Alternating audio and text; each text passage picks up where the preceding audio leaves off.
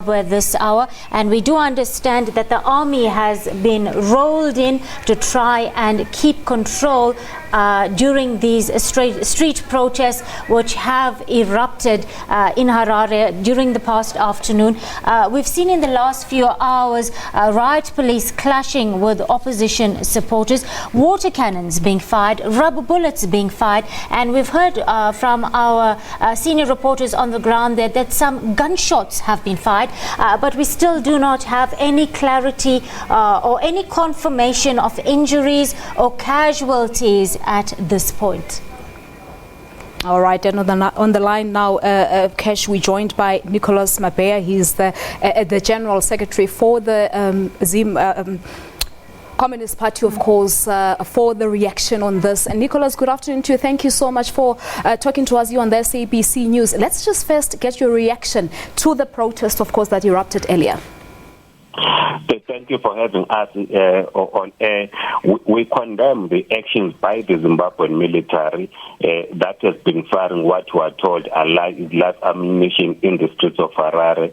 The military or soldiers, they are not trained to police the people. If young people are not satisfied with the results or with the manner in which the Zimbabwe Electoral Commission is handling the whole question of elections, they have a right to demonstrate. Once they demonstrate, it is the duty of the Zimbabwe Republic Police to protect life and property. They can do so by ensuring that the demonstration remain as peaceful as possible. If you then bring in the army, who are not trained to do so, we are exposing people to death because they'll be firing live bullets and injuring people. So we are condemning the actions by the military, and we are calling on the Zimbabwean government to immediately withdraw the soldiers from the streets of Harare. All right, talking about death, Nicholas, there are conflicting reports, of course, indicating that a person has died after being shot dead by the soldiers. Are you able to confirm the reports for us?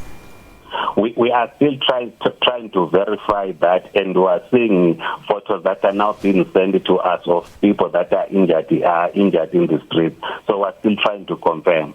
All right. And in terms of the concerns raised by the MDC supporters, how genuine do you think they are? I mean, of course, them saying that there's been vote rigging in this entire polls? Well, we are not sure whether their concerns are genuine or they are not, because in our view, the election was peaceful, the voting was peaceful. We are not sure on the counting because we're not represented. We do not have any election agents ourselves who are inside the polling station to ensure that the election results are counted as they appear on the boxes. But what we are saying, our concern is that even though, assuming there are these complaints which are there in Harare as we speak and in Bulawayo, where young people are taken to the streets, what we are condemning is for the military then to get to the streets. And what we are saying to political leadership is that we should avoid at all costs issuing statements which might appear to incite young people to take to the streets, because the environment, in our view, is not conducive, and we are now putting the lives of people at risk. Yeah, and we had an analyst earlier here in studio who was basically saying there isn't really a reason to start panicking now. You there on the ground, you've witnessed the situation. Do you really think that the Zimbabweans should start panicking now? Is there a need to panic? The issue is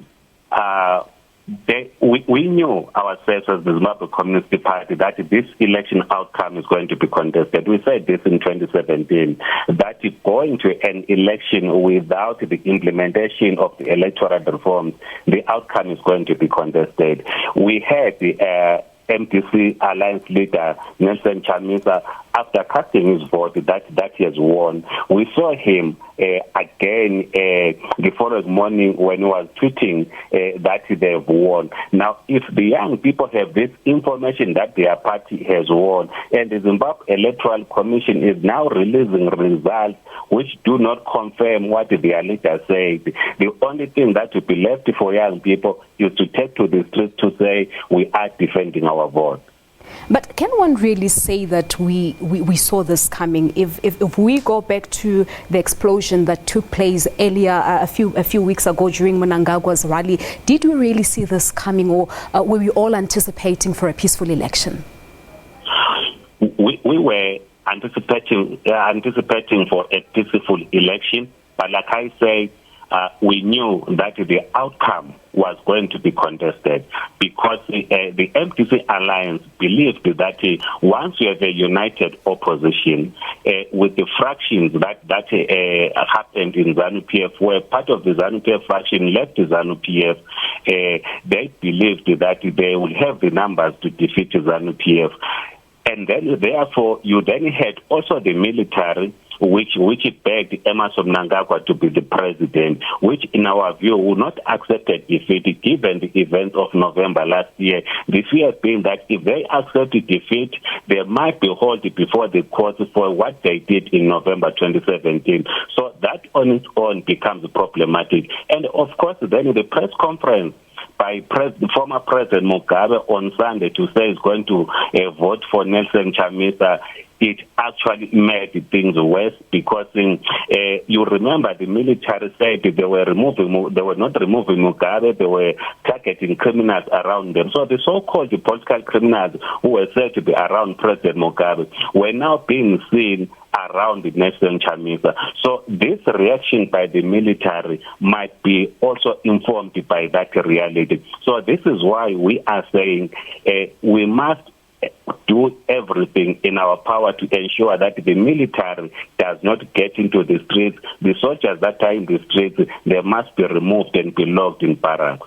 All right. And what's that one thing that you will do, of course, as the Communist Party to ensure that that doesn't happen? Because at this current moment, we've seen, of course, the military making their way to the streets and, of course, where this violence had erupted earlier.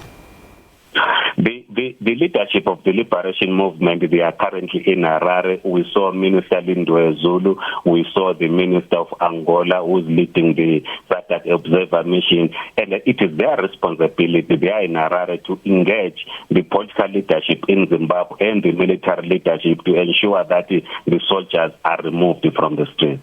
All right. And earlier on, Nicholas, we've seen the EU Observer Mission basically saying that as much as they satisfied with how the elections played out, there are certain elements of concerns. What's your take on that? Well, I haven't read the EU position, but what I heard from the SADC Observer Mission, which they pointed out correctly, is the issue around the state media, which favors the ruling party in Zimbabwe, which we have been complaining about during this campaign, that the opposition is prevented from utilizing the state media. All right. They also made mention of issues such as the misuse of state resources and intimidation during the elections. But are you worried, when we just put aside the violence that erupted earlier on, are you worried that what we're seeing now playing out in Harare might have an impact on the possibilities of the lifting of international sanctions on Zimbabwe? If you are having a disputed outcome, you are not going now to concentrate in giving priority to the rebuilding of the economy. The whole legitimacy question is now under threat because Emmerson Mnangagwa needs legitimacy. 7 months ago, he was installed outside an election, and the international community have been saying, we are ready to support you only if you conduct a free and a fair election. We saw the campaigning, it was peaceful.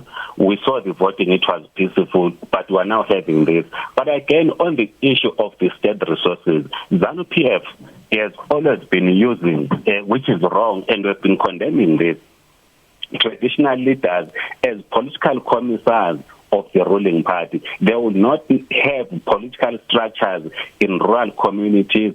The traditional leadership will then instill fear to the opposition supporters to an extent that the opposition supporters or those that want to align with the opposition will not do so openly in rural communities. So this is why this election is reflective of that. You have the opposition winning almost everything in urban centers, and the current results that have been released, Zanu PF hijacking almost everything in rural communities. All right, Nicholas, time constraints. We have to leave it at that. But thank you so much for coming through. Nicholas Mabhena, he's the General Secretary of the Zimbabwe Communist Party, of course, talking to us about the violence that erupted in Harare.